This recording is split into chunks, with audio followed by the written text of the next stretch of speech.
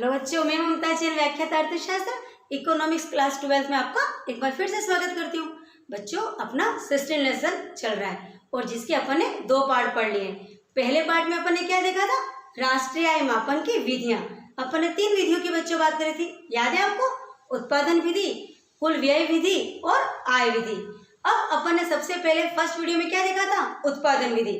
फिर सेकेंड विधि के अंदर देखा था कुल आय विधि और आज अपन देखेंगे राष्ट्रीय आय मापन की कुल व्यय विधि।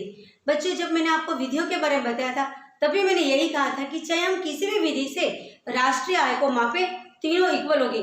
यानी उत्पादन विधि से जो जीडीपी या जीएनपी निकाला है वो होगा जीडीआई या जीएनआई, ग्रॉस जो अपन कहते हैं सकल घरेलू उत्पाद है, वो सकल घरेलू इनकम आय के बराबर होगा और वही सकल घरेलू व्यय के बराबर होगा।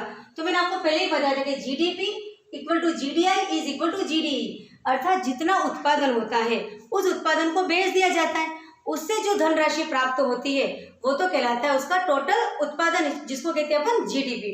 अब जो अपन ने उत्पादन जो माल को बेचा बच्चों, तो उससे अपन को क्या मिली? आय मिली। तो जो उत्पादन अपन ने किया था वो तो हो गया था जीडीपी और फिर जो उससे अपनी जो आय हुई थी उसको कहा था अपन ने सकल घरेलू आय या इनकम। तो ये हो गई अपनी इनकम। फिर अपन ने क्या करा था? इस इनकम को क्या किया था? उत्पादन के साधनों के अंदर उसका वितरण कर दिया था। तो जब अपन ने उसका वितरण कर दिया तो जिसके पास वो आय गई वो अब उस आय का क्या करेगा? वो उस आय को खर्च करेगा और उस खर्चे से अपन निकालते हैं जीडीई अर्थात सकल घरेलू व्यय। तो इस प्रकार मैंने बच्चों बताया था कि अपन किसी भी विधि से अपन राष्ट्रीय आय का मापन करें, तीनों का मान समान आएगा। चाहे अपन उत्पादन विधि से ज्ञात करें, चाहे कुल आय विधि से ज्ञात करें, चाहे कुल व्यय विधि से ज्ञात करें। अब आज अपन बात करेंगे सिर्फ कुल व्यय विधि। तो बच्चों, यदि एक वित्तीय वर्ष के अंदर देश के निवासियों के द्वारा जो व्यय किया जाता है, जो खर्च किया जाता है, उन सबको यदि अपन योग कर दें तो वही राष्ट्रीय आय होगा। अब वो कैसे? तो इस तरह से कि आपने देखा कि उत्पादनकर्ता क्या करता है? वस्तुओं का उत्पादन करता है। उसने जितनी वस्तुएं उत्पादित की उसकी मात्रा इंटू उसकी कीमत को गुणा करा तो अपन को उत्पादन का मूल्य मिला था। फिर अपन ने उत्पादन के मूल्य को योग किया तो अपन को जीडीपी मिला था। अब उसने जो टोटल उत्पादन किया है उसका क्या हुआ? उससे उसको आय मिली है ना, उसको बेचा तो, और उस आय का वितरण उसने क्या करा? उत्पादन के साधनों पर कर दिया। अब उत्पादन के साधन कौन कौन से याद आ रहा है आपको? श्रमिक, पूंजी, भूमि, उद्यमी, आ गया याद? अब ये जो आय उसके पास आई थी, उसने आय का क्या करा था? इन चारों के अंदर वितरण कर दिया था। अब जो हमारे श्रमिक हैं, जो हमारे उद्यमी हैं, या जिनको पूंजी का जिसको इंटरेस्ट मिल रहा है और जिनकी भूमि है उनको लगान मिल रहा है, तो उनके पास क्या आ गई?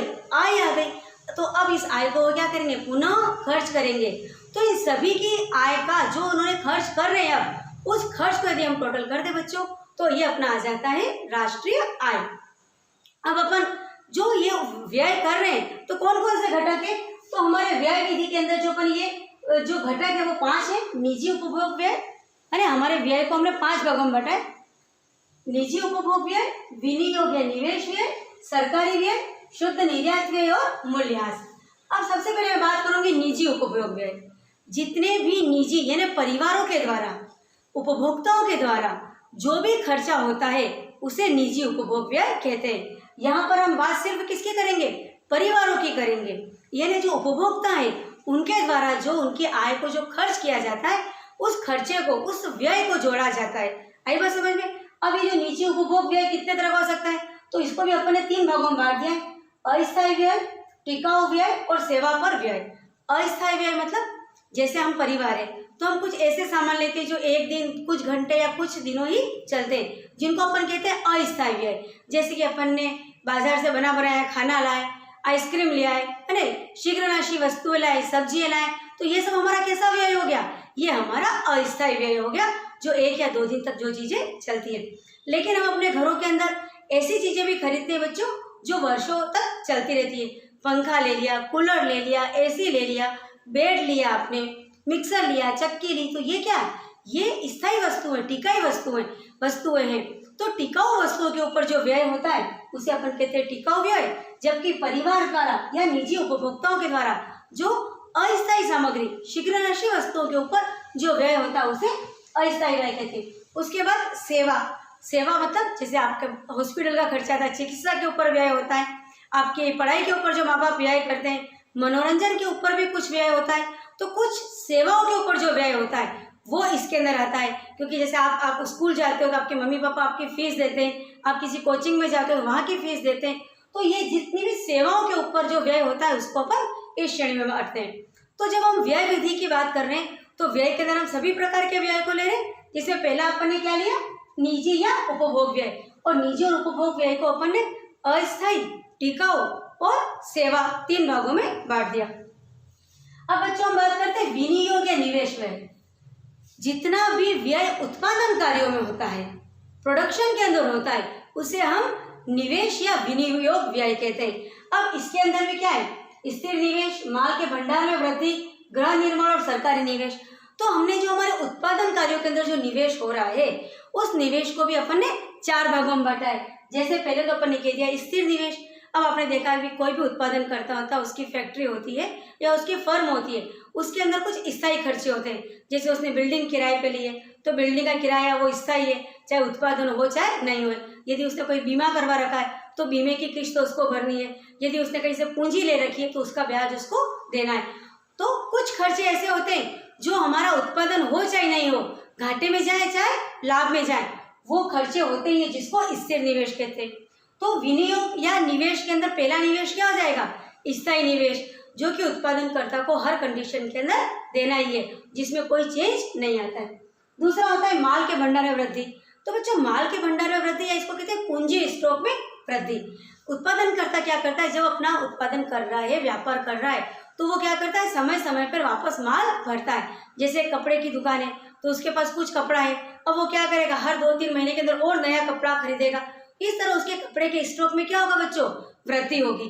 तो ये कहलाता है माल के भंडार में वृद्धि या स्टॉक में वृद्धि। फिर है गृह निर्माण। तो जो हम घर के निर्माण के अंदर जो व्यय करते हैं वो भी, क्योंकि वो भी एक प्रोडक्शन कार्य है, तो ये गृह निर्माण के अंदर जो व्यय है वो भी हमारा विनियोग या निवेश व्यय होगा। और एक इसमें अपने ऐड किया है सरकारी निवेश।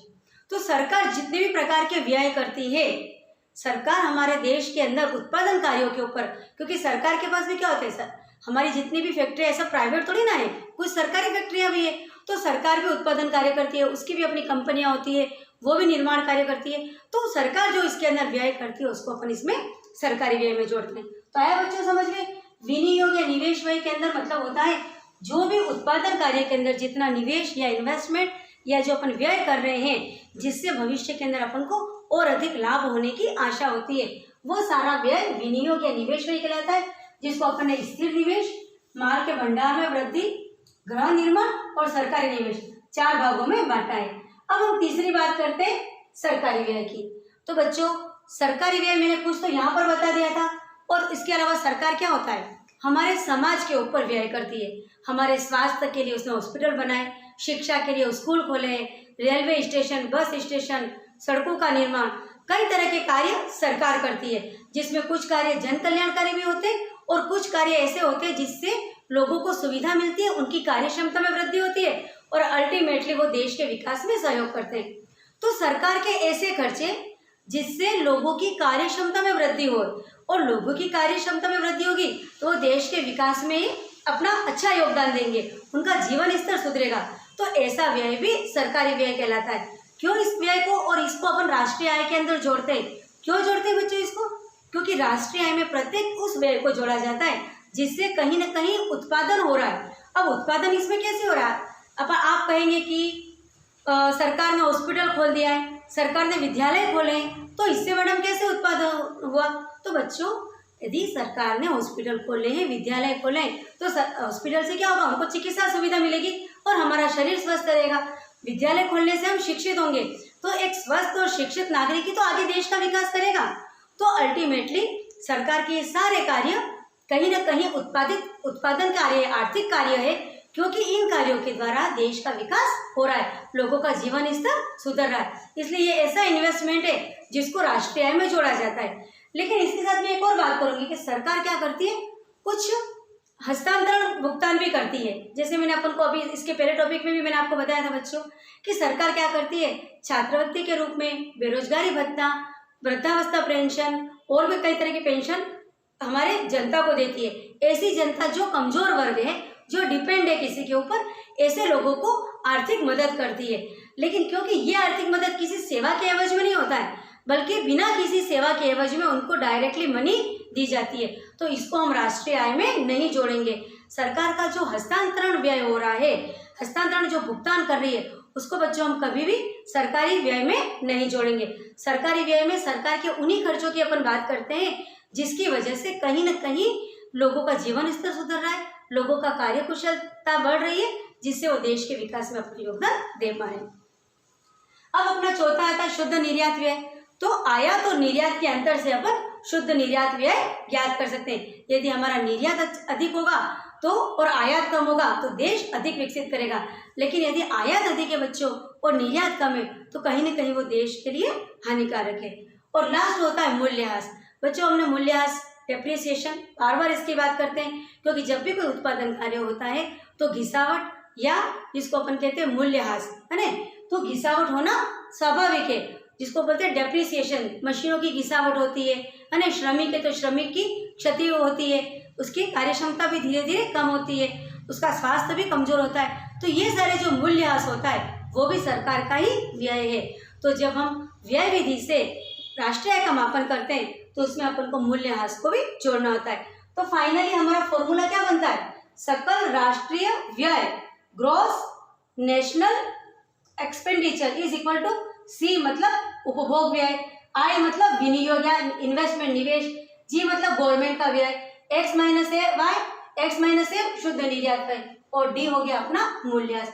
तो यदि हम इन सबको जोड़ देते हैं बच्चों तो हमारा आ जाता है सकल राष्ट्रीय व्यय। और जो सकल राष्ट्रीय व्यय है वो सकल राष्ट्रीय आय के बराबर होता है और वही सकल राष्ट्रीय उत्पाद के बराबर होता है। GDP is equal to GDI is equal to GD, all three are equal, और इसको अपन कहते हैं हमारा राष्ट्रीय आय, नेशनल इनकम, और इसी से अपन राष्ट्रीय आय का मापन कर सकते हैं। तो बच्चों ये तो हो गए हमारे राष्ट्रीय आय मापने की तीनों विधियां, मैंने आपको बहुत अच्छे समझा दी, उत्पादन विधि, आय विधि और व्यय विधि, और जिससे हमने ये भी समझा कि जो उत्पादन हो रहा है फाइनली वही आय है और जो आय होता है वही व्यय हो।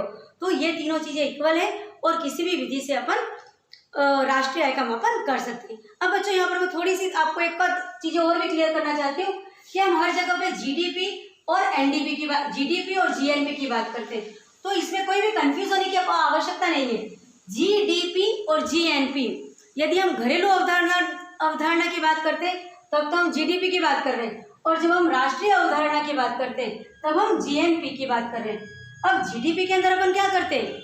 अपने देश में रहने वालों, जो अपने देश के लोग प्लस विदेश के लोग जो अपने देश में रह रहे हैं, उन्हीं की राष्ट्रीय आय की बात करते हैं, और वो भी कहीं किस पे? बाजार कीमत पे, तब अपन को जीडीपी कहते हैं इसको।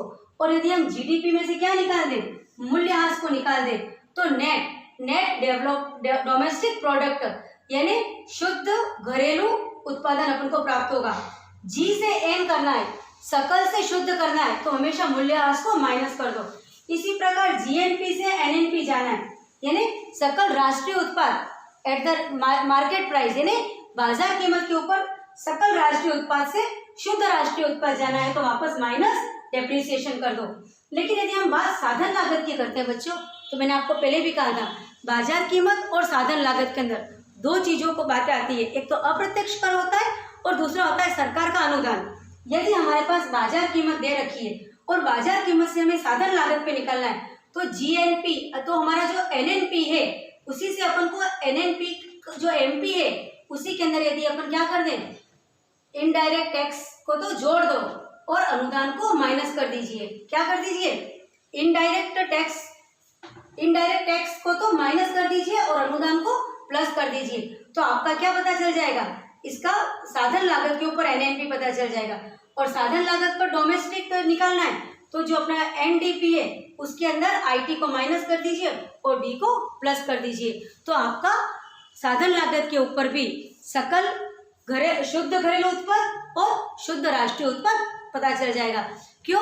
क्योंकि जो बाजार कीमत थी उसके अंदर तो क्या था, इनडायरेक्ट टैक्स जुड़े हुए थे और अनुदान को माइनस किया हुआ था, लेकिन अपन को उल्टा चलना है वापस, तो अप्रत्यक्ष कर को तो घटाना पड़ेगा और अनुदान को वापस से जोड़ दीजिए, तो आपको इसके साधन लागत के ऊपर इसका शुद्ध राष्ट्रीय उत्पाद साधन लागत पे और शुद्ध घरेलू उत्पाद साधन लागत पे प्राप्त हो जाएंगे। क्योंकि ये चीज यहाँ पर रिपीट करने की इसलिए आवश्यकता थी क्योंकि यहाँ पर हम हर जगह, कहीं पर आपको लग रहा होगा कि मैम जीडीपी बोलते हैं, कहीं पर जीएनपी बोलते हैं। तो जब मैं जीडीपी की बात कर रही हूँ इट मीन्स मैं घरेलू अवधारणा की बात कर रही हूँ, और जब मैं जीएनपी की बात कर रही हूँ अर्थात अपन राष्ट्रीय स्तर पे बात कर रहे हैं। जी से जब मैं एन पे आती हूँ मतलब ग्रोथ से नेट पे आ रहे हैं तो हमेशा डेप्रिसिएशन को माइनस करेंगे। और जब बाजार कीमत से हम बात घरेलू साधन लागत की बात करते हैं तो बाजार कीमत के अंदर हमेशा ही हम अप्रत्यक्ष कर को घटा दो और इसको सब्सिडी को प्लस कर दीजिए। यहाँ पर मैंने एस आएगा अनुदान को प्लस कर दीजिए तो क्या हो जाएगा आपका साधन लागत के ऊपर शुद्ध राष्ट्रीय उत्पाद और साधन लागत के ऊपर शुद्ध घरेलू उत्पाद आपको प्राप्त हो जाएंगे। तो बच्चों इस तरह आज आपका 16 चैप्टर लगभग एंड होने वाला है। बस एक टॉपिक और बचा है जिसके अंदर अपन देखेंगे राष्ट्रीय आय मापन के अंदर जो कठिनाइयाँ आ रही वो देखेंगे और हरित रेखांकन देखेंगे। लेकिन राष्ट्रीय आय मापन की तीनों विधियाँ उत्पादन विधि, आय विधि और व्यय विधि आज अपना कंप्लीट हो गया है और नेक्स्ट वीडियो के लिए अब आप रेडी रहिए। तब तक के लिए थैंक यू।